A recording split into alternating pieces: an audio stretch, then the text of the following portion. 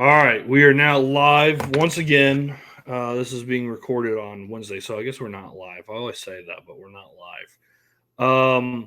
All right, so we didn't want to waste anyone's time because it would have been a very short 5 minute recap of Georgia and Tennessee Tech.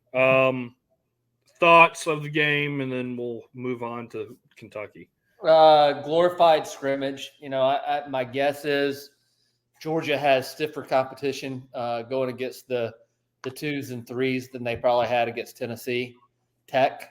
But nonetheless, I mean, by and large, outside of I think the only one that stands out to me was Nate Frazier and Oscar Delp, and I think both are going to be okay. We got out of the game healthy. Obviously, got to see what we needed to see out of Carson Beck, 5 touchdowns. Got to see a good bit of Gunnar Stockton, a lot of the young guys. So overall, it was good. I don't think we need to break down strategy too much. It was, the truth of the matter is Georgia could have scored 100 on them if they wanted to. Yeah, they could have called the score.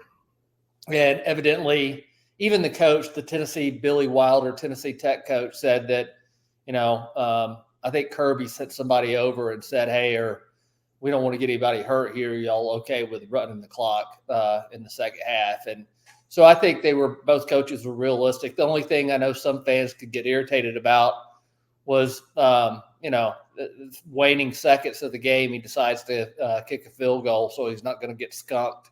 But impressive nonetheless. Georgia's defense has allowed 6 points in 8 quarters. That's pretty dang good. All right. Yeah. And obviously, coming up, I don't want to get too far ahead and steal your thunder, but the meat of the schedule starts. It's 8 SEC games in a row, and we do have a bye week after this coming up week with Kentucky. But we'll see what we're made of here pretty soon, I think. But I'm not going to take a whole heck of a lot away from Tennessee Tech. They beat them like they should have beat them, and got in and got out, and remained healthy. So that was the big takeaways for me. Yeah, I think the biggest takeaway was that Georgia didn't really screw around. Sometimes in these games, you can point to the Sanford game in 2022, the Kent State game in 22. Last year, when they played, oh God, who was that we played? It was wasn't it some MAC team again? There's, did we play Ball State? Is that who we played? No, not last year. It was the Cardinals. Anyway, point being, they can kind of get off slow and sleepwalk. That didn't happen. I guess if you just want to be negative, Carson Beck and the deep balls, that's still kind of a storyline. He missed on a few. And to me, what I saw, I know I'm going to probably go on this train till next year. I don't think Gunnar Stockton's the guy. I just don't. And then Saturday, watching that game, there wasn't a whole lot to where I was like, wow, this guy, we're going to be in some good hands. Carson Beck in 2022, whenever he got in a lot of those games, you could see it. Like we saw it that Vanderbilt game. Remember that, where that touchdown he threw to the tight end that was supposed to be all world and then ended up being nothing because Apes shop. What was his name? Arik Gilbert. Yeah, Arik Gilbert. Yeah. You saw it on those throws like that, and you could say, hey, Carson Beck's going to be – what they're saying is true. I didn't see anything from Gunnar Stockton where I'm like, oh, wow. So, that's, 12 games away, hopefully. So we don't have to – Well, yeah, and not only that, you got a spring and a practice, and you got Jaden Rashada if he sticks around, which I guess he's going to. And Puglisi. And I mean, I don't want to get too far in the weeds here, and I'm not as big a detractor off Gunnar as you are. It's going to be a different style of offense. He has a different skill set. He doesn't have the arm of Carson Beck. He's going to be more of a running threat. Georgia, we'll see what happens, but I think he'll be fine if he wins out. But we're not there yet. So. No. So and then defense obviously looks fast. Very fast defense. Very fast. I think this might be one of the fastest defense we've had since 2021 for I sure. will agree with that. All right. That speaking of Kentucky going into the last week, talking about Tennessee Tech. Upset Saturday. You had Northern Illinois beating Notre Dame, Cal beating Auburn, which is great, and then South Carolina just curb stomping Kentucky. So let's go ahead and talk about Kentucky. I'll lead off with this. I wasn't a big fan of Brock Vandagriff either. The one thing I said, I think you can go back and look whenever it was the first game of the year, and we talked about Brock Vandagriff. He can't throw the ball. He's a good running quarterback, but not a thrower. And that was on full display Saturday. Well, they got bigger problems. I'm not disagreeing or agreeing, but they got bigger problems than Brock Vandagriff. He was harassed, dude. The offensive line's terrible. Offensive line is no good, and the big blue wall and kind of that physical nature of what we're accustomed to seeing from Kentucky. I was shocked. That's all. I was shocked at how bad Kentucky looks now. Playing at home and against Georgia, could they come out and look like a completely different team? Yeah. But I will tell you, and again, I don't think it would matter if you were who you were playing having at quarterback. You're not going to be successful if you got guys in your face the whole time. So could Vandagriff play better? Absolutely. But that offensive line looks absolutely atrocious. And not only that, South Carolina's defense, they look like unbelievable. Yeah. Right. Yeah. So I don't know. They got problems, and it's not that game. If that's indicative of what Kentucky's got this year, they're in big trouble. And the defense for Kentucky is not terrible. They got ball players. Obviously, they got Jamon Dumas-Johnson. They have that Walker cat, that number 0. And their defensive line's okay, but man, they give up a ton of explosive plays. That game would have been a lot tighter if they didn't give up the explosives. I mean, the amount of explosive plays that they gave up on third and like medium to long, it was a lot, and that's just not winning football. No, and they said it, I think they said it on the broadcast, and then I think Feinbaum said it that game day was looking at going to Lexington for the Georgia-Kentucky game, and then Kentucky laid such an egg that they peeled off of that, and they're going to a different – where are they going? They're going to Columbia for South Carolina LSU. That's right, Columbia, LSU, and South Carolina. Yeah. But anyway, yeah, Kentucky's going to have to be a lot better for me to even – they're going to be – if last week's any indication, I was shocked. And I know the fan base is not happy with him. Well, I wouldn't be either. That's what I was about to bring up. Yeah, he is. And honestly, yes, at Kentucky, he's won 8 or 9 games, Mark Stoops, pretty consistently. Yeah, but then go look at his winning record record against winning teams that have a winning record in the SEC. Jeez. He flirted with the Texas A&M job. He came out and said, if you want to compete last year, he said, if you want to basically issuing a gauntlet to the fan base, if you want to compete with the likes of Georgia and Alabama, y'all got to give more money. That's essentially what he said. It's not my fault. It's not my players' fault.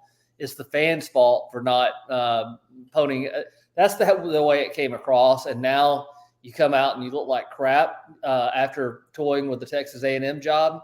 Yeah, if I was a Kentucky fan, I'm not exactly sure I'd be too fired up about Mark Stoops being my coach either. Well, not only that, but they did pony up, and then this is what they did. I don't know how anyone would be thrilled after what's going on. And look at his record against teams that have a winning record in the SEC. He's like 2-10, 2-something. It's not good. He only has 2 wins. So the product right now is not good. The thing that I think that Georgia fans, the Munsoning is going on, especially inside of me. Gonna be bad weather. It's gonna rain, and I don't know what that means. I guess it slops it up a little bit, and I don't know if that's in favor of Georgia or not. Yeah, I don't know. I don't know. Georgia's more of a passing team this year than they've been in the past. So if it's bad weather, it would probably add an extra degree of difficulty to the passing game. But it can't be any worse than whenever we went up there when it was 30 degrees and I saw Stetson Bennett throw in a warm up on the sidelines. He threw a pass and it looked like a wounded duck coming out of his hand and fluttered around before it even got to the receiver that he was supposed to be warming up with. I knew right then we were going to be running the ball. That was a miserable game. Weird stadium to play in to me, for Southeastern Conference. So you got all those elements. It's a night game. It's going to be bad weather. You're playing in Lexington. Kentucky came off of laying an egg. I wouldn't be surprised. I have a feeling that this is going to be Georgia. I think Georgia should win and will win, but I don't think they'll cover the point spread. I'll say it that way. Well, yeah, the point spread's 23.5, and that's an SEC play. That is really hard to do. And I know Georgia I don't know when's the last time they've lost when they're 20-point favorites, in the SEC play. I would have to go. It might have been South Carolina. That was going to be my guess, but I don't know what the spread on what was in that game. I don't know either. But they haven't lost a lot of games like that. A lot of people expect Georgia just to go in there and just dominate them and then move on to the bye week, and then we play Alabama. I wouldn't be surprised if this game is one of those, not where Georgia has a threat to lose, but where it's a painfully slow grind, and it doesn't feel very comfortable. 2.5 quarters, right? Midway in the third quarter, you look up and we're only winning by 10 points, and then all of a sudden, we kind of pull away. I don't disagree. I think that very well could happen. And 2018. That game was 21-7 till DeAndre Swift ran the ball into the end zone. That was late third quarter. So Georgia going up to Kentucky has always been a tough place to play. I mean, Kirby's first year, it took Rodrigo that last second field goal. And they still had a chance to win. Kentucky did to beat Georgia in that game. Let's see, 17-18.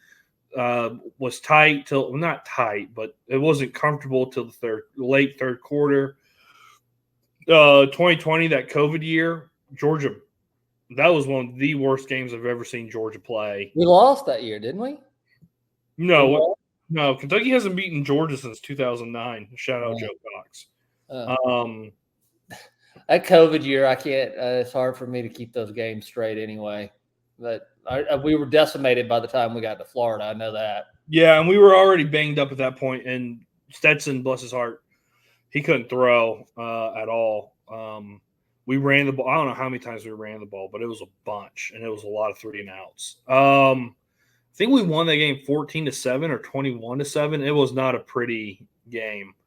And then 22, that was 16-6. That was not a pretty game. So it's tough to go up there and win. It was a weird environment. I wouldn't say it's the toughest environment. It's just weird. It's not a tough environment. It's not an intimidating environment. It's just a strange environment to me. Yeah, and the music selection, the 80s hairband redub remix with the Wildcat thing going on. It's a strange place to play. It gives you a headache more so than the crowd noise.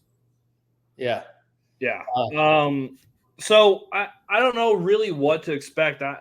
To me, I feel like this is a Kirby Smart special. You have a bye week that you're looking at. You got one of the biggest games of the year in 2 weeks. It's going to be bad weather.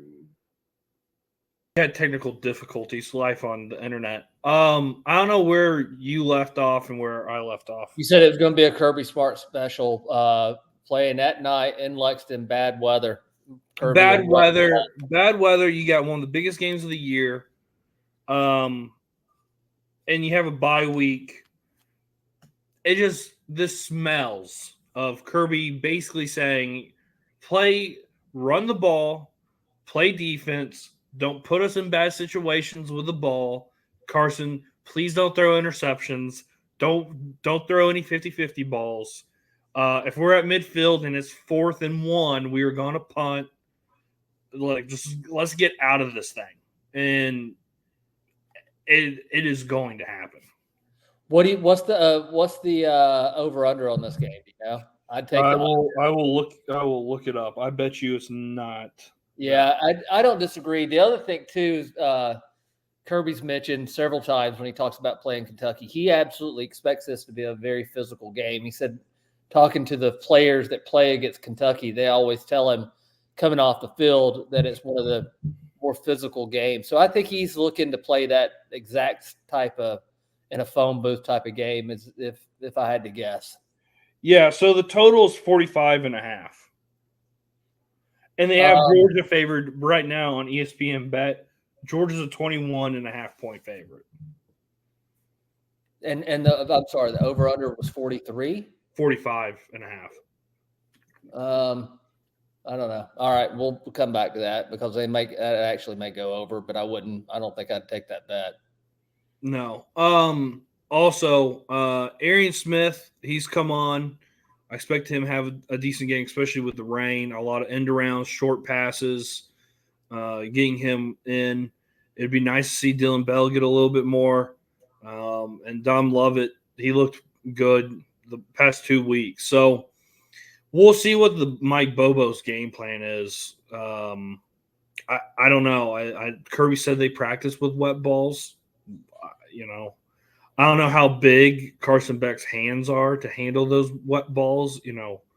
Wet balls are kind of hard to handle. If he has small hands, that's not great. So we'll see. Well, that's going to impact both teams, but I'm more interested to see.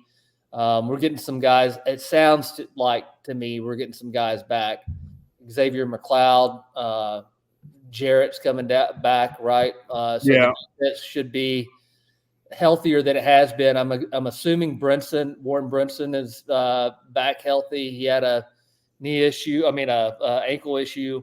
So if we can get my concern is still the depth at defensive line. The guys that have been in there have played well.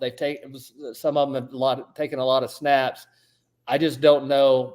At a full year with 8 games of SEC play and coming down the pike, we have got to have everybody on the defensive line being healthy, and we're thin there.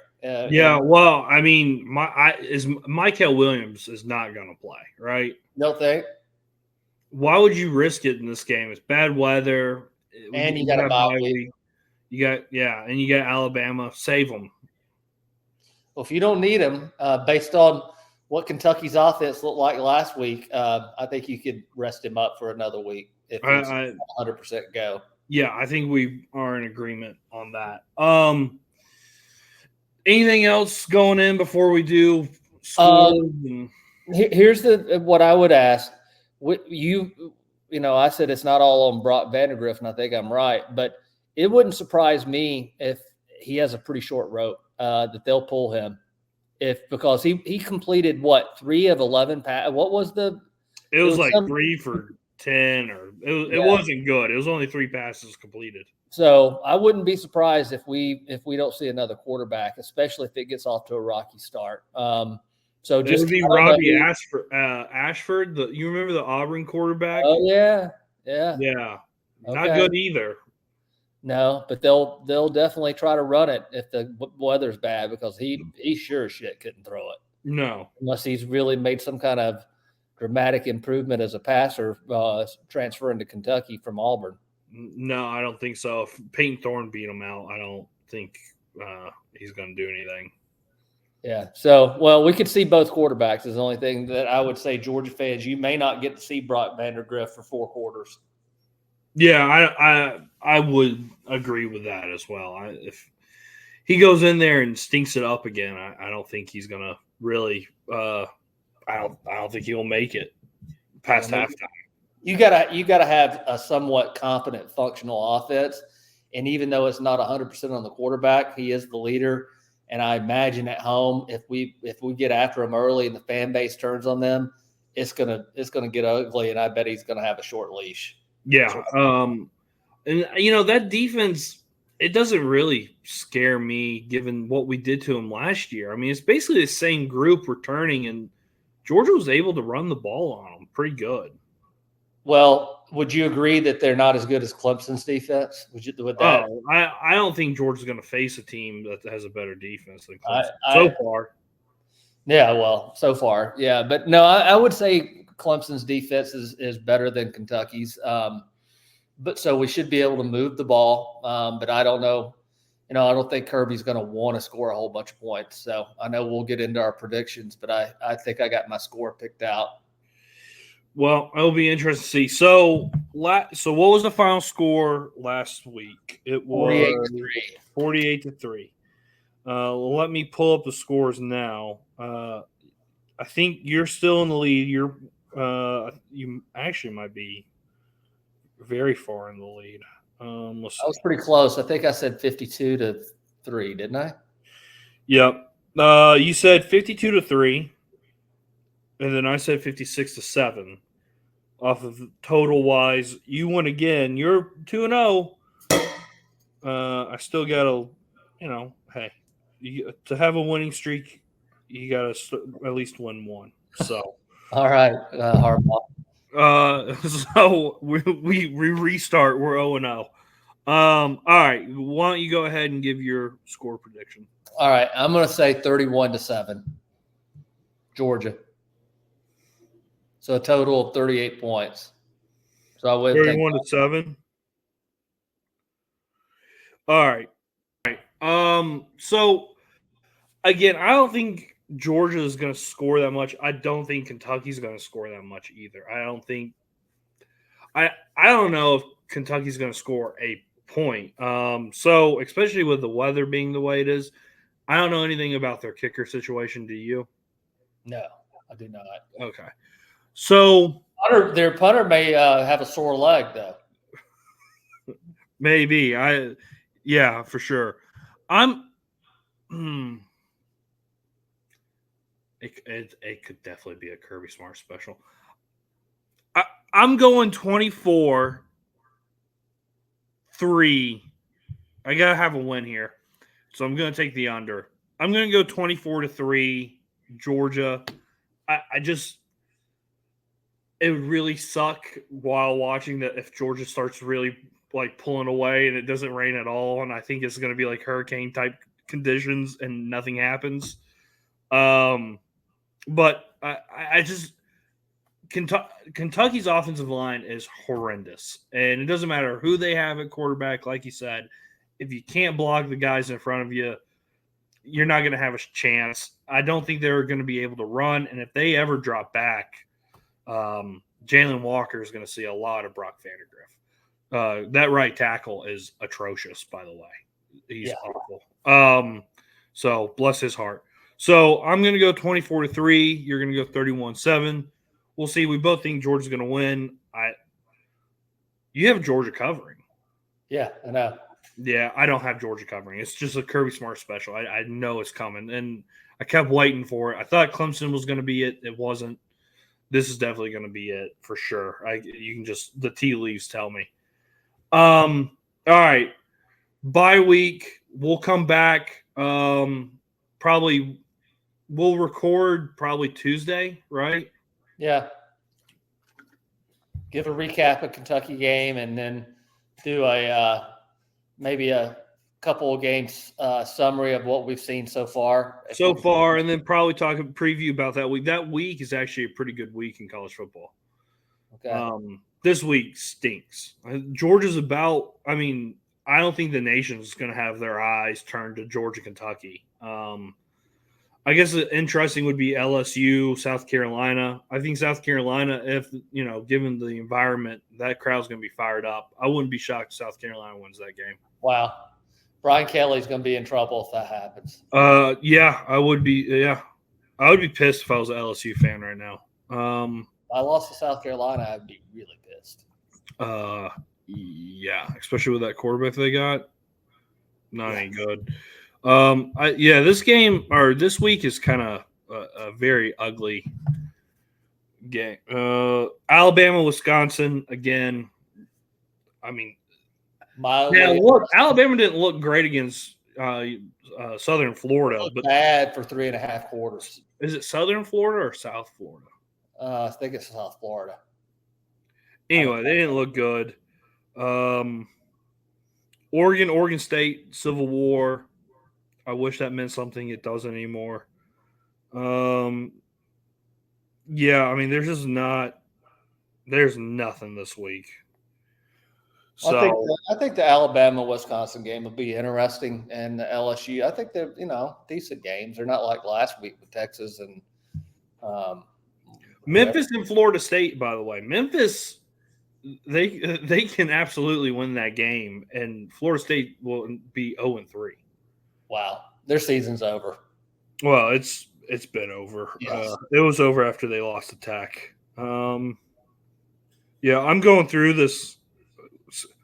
Vanderbilt and Georgia State. Vandy, they're fun to watch. For it. Yeah, man. Oof. Auburn, New Mexico. If that would be funny. I'm searching, guys. Yeah. There's nothing. Who is Ohio State playing? I think they're off. Oh, they have to bye. Yeah. Boy, yeah. It is. The only top 25 matchup between two teams that are ranked is Kansas State and Arizona. That's Friday night. So if you're not watching high school football, I guess you can turn that on. Oh, and Kansas and UNLV. That'll be a decent game too. All right.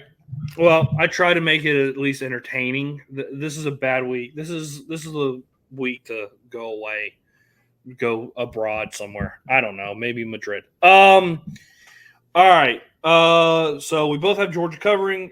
Well, you have Georgia covering. I don't. We both think Georgia's going to win pretty dominant fashion. We don't think Kentucky's going to do much offensively. Please remember to like and subscribe, comment, follow us on Twitter, Instagram, TikTok, at Terminus Sports _ATL. I'll be definitely tweeting my thoughts if you want to hear idiot babble, which you definitely don't see on Twitter. Follow us there. Also, remember to subscribe. We appreciate people. We've gotten a couple more people subscribing, so we appreciate it. Check us out. And then our presenting sponsor, our great sponsor, Unishippers, give us a sell. Unishippers works with small to medium-sized businesses, helping them reduce their shipping cost, their FedEx, their UPS, as well as their less than truckload. So if you have shipping needs, feel free to give us a call and ask for Marcus Gore, and we'll be happy to try to help you reduce your shipping cost. All right, give a shout out to Marcus, and then we'll see y'all on the other side. See ya.